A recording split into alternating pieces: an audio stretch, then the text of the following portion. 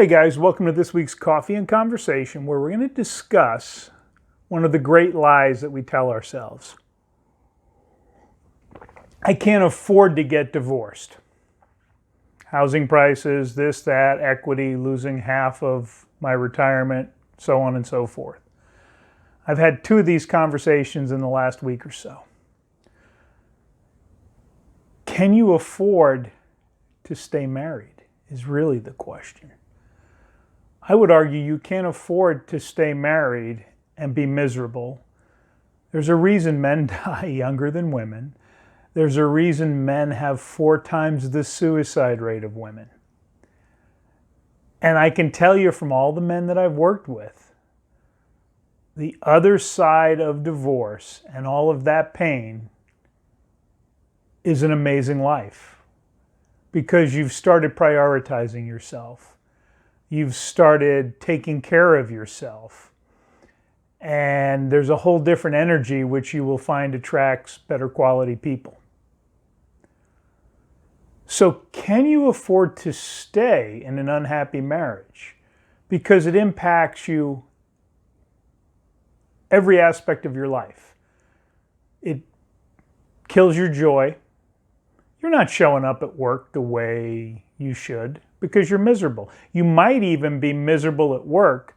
And again, I can't afford to quit. Well, you don't quit until you have something else lined up. Can you afford to stay?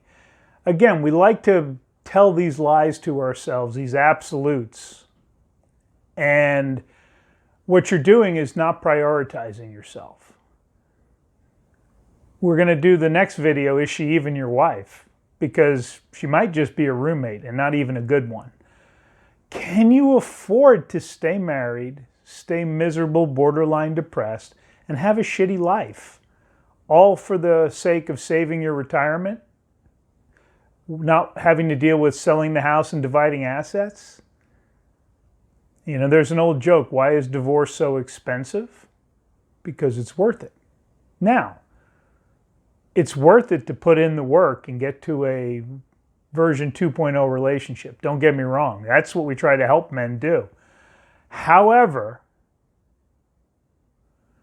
you have to have a partner who wants the same thing. And that means, you know, you only control half of the equation. There's 3 outcomes, brothers. Version 2.0 with the woman you love and you're happy. She divorces you and you're happy, and you divorce her and you're happy. You have to value yourself enough to know what you're willing to tolerate and accept and not live a less than life. Do me a favor, if you haven't done so, please hit the subscribe button right there so you'll be notified when new content drops. All right, brothers, have a great week.